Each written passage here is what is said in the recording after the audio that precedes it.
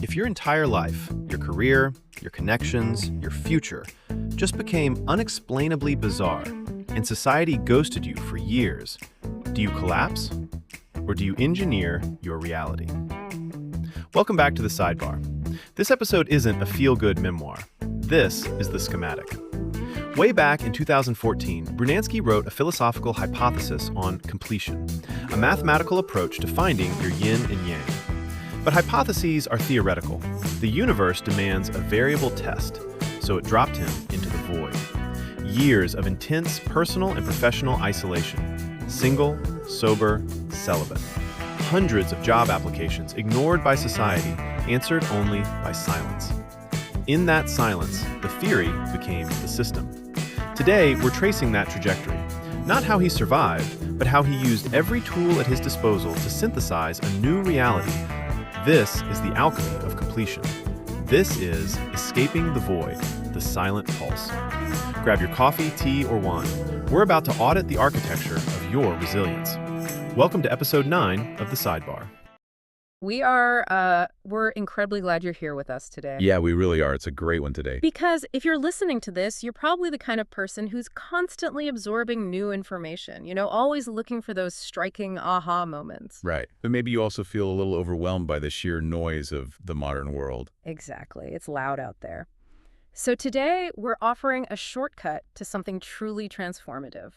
We're going to examine a deeply personal, philosophical, and honestly intensely difficult 10-year journey.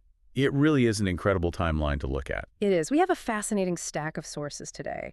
We're looking at the writings of Jeremy Brunansky. Specifically, we've got his blog posts spanning from 2014 all the way to 2025, alongside his professional reference guide. Which gives us a very unique, multifaceted look at his life. Yeah. And our mission for this deep dive is to trace the overarching themes of his evolution. We're going to track this philosophical pursuit of completion, a plunge into severe and unexplainable isolation, the forging of radical self-reliance, and finally, a massive, life-altering shift in perspective. And I think it's important to state up front why this matters so much. Yeah. In an era where we're constantly distracted by shallow connections and endless notifications, studying someone who is forced to sit in intense, prolonged isolation really offers a masterclass in resilience. It's so rare to see that documented. Right. It shows us the actual mechanics of personal change. I mean, it's one thing to read self-help books. It's another entirely to watch someone document the raw, unfiltered process of dismantling their life and rebuilding it from the ground up over a decade. Reading through these sources is honestly like reading a character's diary where the genre just suddenly shifts midway through. That is a perfect way to put it. You start out in this thoughtful, philosophical, coming-of-age story, and then, completely without warning, you're dropped into a gritty survival narrative. Which eventually opens up into an epic of self-discovery. Exactly. But to really understand where Jeremy ends up, we have to start at the beginning. We need to look at his philosophical baseline. The 2014 era. Right. In a post from July 2014, he wrote extensively about the pursuit of completion. He'd been observing people, scrolling through online updates, having revealing conversations, and he noticed a universal pattern. What did you find? He believed people are constantly searching for a missing piece to complete their heart and soul. Which is an observation deeply rooted in classical thought, actually. Yeah. If you look at Jeremy's professional reference guide, his literary and philosophical influences are just vast. He cites some heavy hitters. He really does. Thinkers like Carl Jung, John Locke, Jean-Jacques Rousseau, Socrates.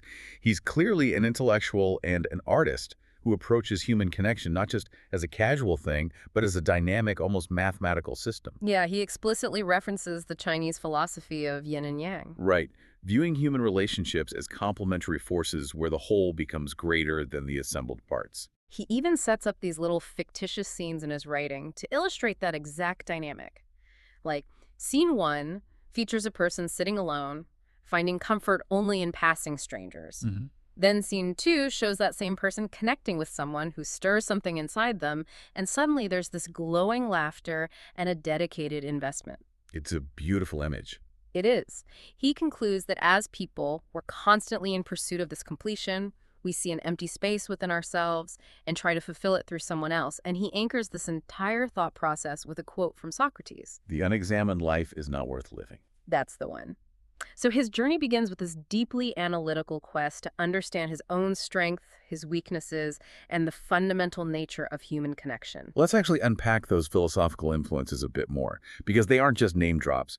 They frame his entire psychological starting point. Okay, let's hear it. Take Carl Jung, for instance. Jung wrote extensively about the concept of individuation. That's the process of integrating different aspects of the personality, including the unconscious elements. Jung argued that we often project our unintegrated traits onto other people. Oh, wow. So when Jeremy is talking about looking for a missing piece in someone else, He's describing a very Jungian state of projecting his own unfulfilled potential outward. that makes total sense. He's also leaning on John Locke's idea of the mind as a blank slate, shaped entirely by experience.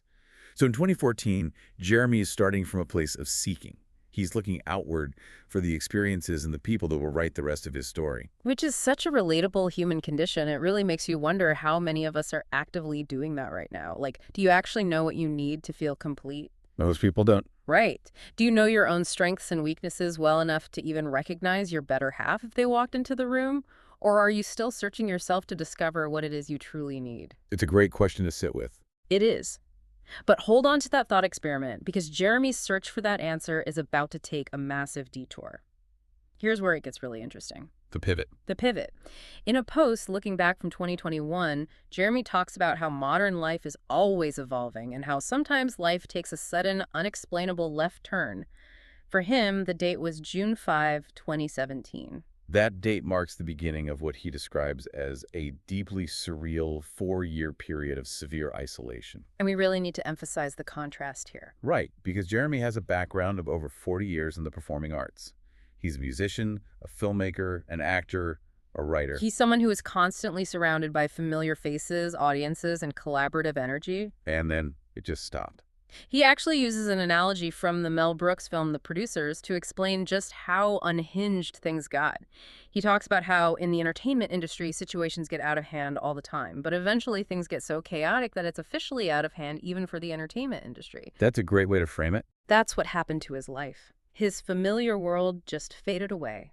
He found himself plunged into a true crucible of isolation. The details of this era are staggering. They really are. He was unemployed for 4 years. He applied for literally hundreds of jobs without exaggeration and got fewer than 5 interviews. Just endless silence. He experienced personal tragedy with the loss of his dog, and he maintained a strictly single, sober, and celibate lifestyle. We really need to pause and consider the psychological weight of that. Please do, because it sounds unbearable. The typical human response to that level of isolation and repeated rejection, sending hundreds of resumes into the void over 4 years and hearing absolutely nothing back, the normal response is complete collapse. Yeah, you would just give up. It destroys the ego. It breeds deep resentment and despair.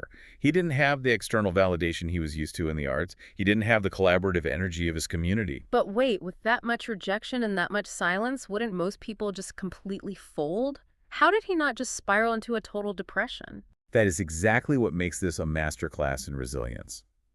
Instead of collapsing, he leaned into radical self-reliance. What did that actually look like day to day? When you look at the mechanics of what he actually did, he didn't just wait for the phone to ring. He anchored himself in intense daily discipline. He essentially built a self-sustaining ecosystem of creation in the dark.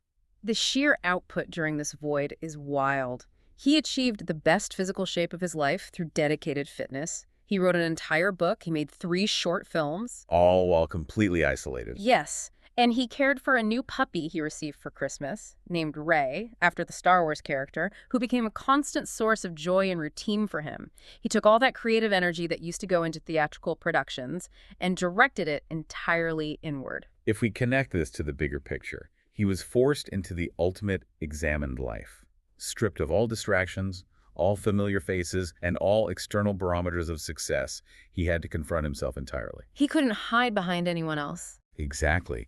Remember that philosophical groundwork he laid back in 2014 about finding a missing piece in someone else? The yin and yang. Right. That was put to the ultimate test. He had to figure out how to generate his own yin and yang internal balance when the external world was offering absolutely nothing. If Jungian psychology suggests we project our missing pieces onto others, Jeremy was suddenly in a room with no one to project onto. He had to integrate those missing pieces himself. He had no other choice. And he distills this entire 4-year ordeal into one incredibly sharp lesson. He wrote, "When life gets bizarre and you can't find a friend, you can always find yourself." That's a powerful takeaway. He survived the darkness by becoming his own anchor. But of course, surviving the darkness is only one part of the journey. Eventually, you have to step back out into the light and see if those newly developed survival skills translate to the real world. And for Jeremy, that stepping out took the form of a massive solo exploration. Fast forward to May of 2024. Jeremy embarks on a solo backpacking trip across Europe. He lands in Amsterdam, travels through Berlin and Warsaw. This trip had been almost 10 years in the making. But what makes it structurally vital to his evolution is the complete and deliberate removal of his safety net. Yeah, he didn't tell anyone back home he was leaving. He didn't share an itinerary. If anything happened, no one could help him. He was, in his own words, a man alone. Which is a brilliant psychological test. But think about that for a second. After 4 years of intense, isolated routine at home, isn't dropping yourself into a foreign country with zero safety net actually incredibly reckless? It seems like a recipe for a panic attack. It looks reckless from the outside, sure, but it's actually a necessary mechanism for growth. The psychology of travel as a transformative tool is incredibly powerful, but it only works if you're open to the test. Meaning what exactly? Well, you can build all the resilience you want in the vacuum of your own living room, but you don't actually know if it's real until you test it against unpredictable variables. I see. By dropping himself into foreign lands without a safety net, Jeremy was testing the latent strength that had been building during those 4 years of domestic isolation. Surviving the ultimate test of solo navigation confirmed that his self-reliance wasn't just a coping mechanism. It was a permanent structural change in his character. And it was in Amsterdam, standing by a canal, feeling the cool, humid breeze that everything crystallized. He had this epiphany. He took a literal photo of the view because the moment was so striking to him. He described it as feeling exactly like leveling up in a video game, didn't he? Yes, exactly like that. The leveling up analogy is perfect. In a game, when you level up, you don't just move forward. You move forward with newly acquired skills, a higher threshold for taking damage, and an entirely new perspective on the game itself. The incredibly difficult chapter was officially closed, and a new one immediately began. And when he returned from Europe, that new chapter brought a radical shift in his perspective and his personal boundaries. His fundamental energy intolerance had completely altered. He developed an attitude of extreme directness. There was a complete lack of subtlety regarding what bothered him. If something was a problem, he just said, "This is a problem." No sugarcoating. None. If people came to him with issues and it wasn't his job to solve them, he would just say, "Yeah, you'll figure it out."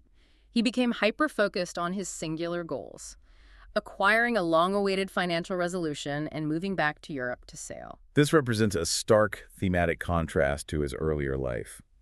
In his youth, he was constantly surrounded by people, and he explicitly notes that he feared losing them because losing people meant losing progress. It meant starting over. Right.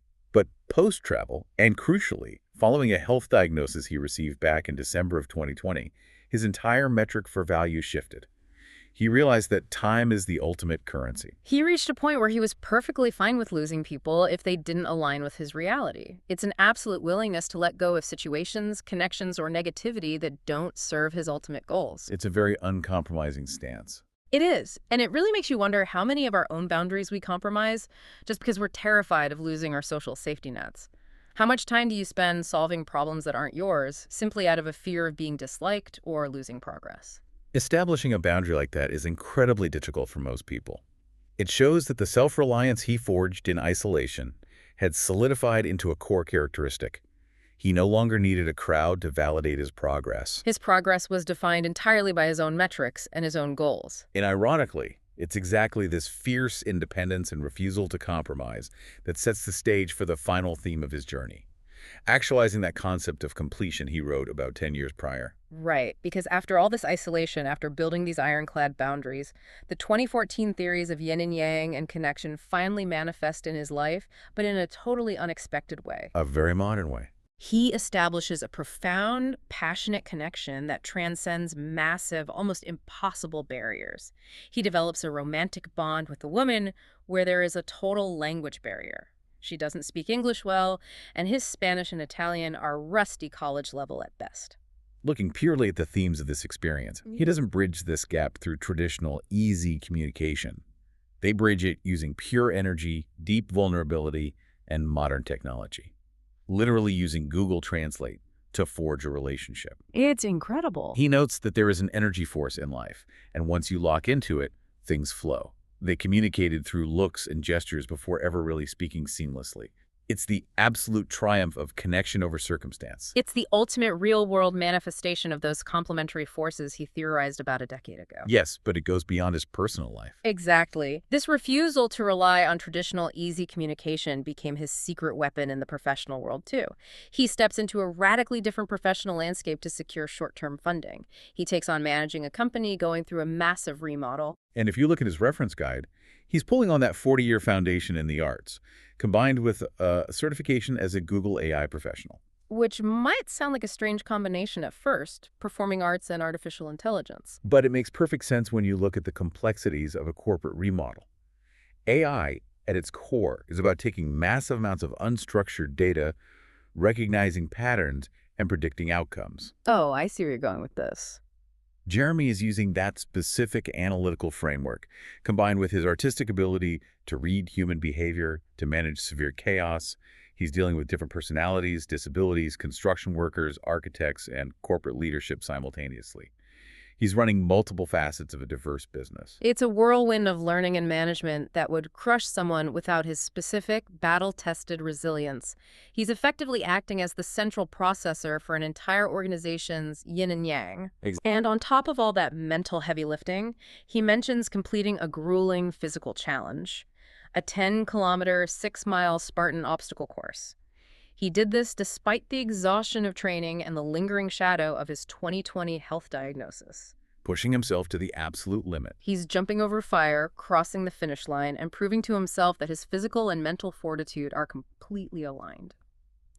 So what does this all mean for the broader narrative? This raises an important question, really. It synthesizes the entire 10-year arc perfectly. Jeremy didn't just survive his period of isolation.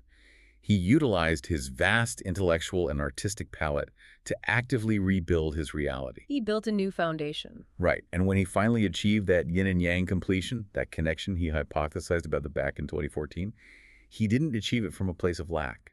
He didn't find someone to fill a desperate, empty void. He found connection from a place of immense, unshakable personal strength. It changes the entire definition of completion. It's not about finding a missing piece to survive. It's about bringing a whole resilient self to the table. Let's just briefly recap this incredible thematic arc. We started in 2014 theorizing about the missing pieces of the soul and the human desire for connection. Then we plunged into an unexplainable 4-year void where Jeremy had to survive by finding himself through sheer discipline and self-reliance. The crucible. From there, he removed his safety nets entirely, leveling up through a solo exploration in Europe. And finally, he returned with fierce boundaries, a hyper-focus on his goals, and the capacity to forge profound connections across impossible barriers, both in his personal life and in complex professional environments. It's a testament to the fact that isolation and hardship, while deeply painful, are often the exact crucibles required to forge a stronger identity. You can't forge steel without heat.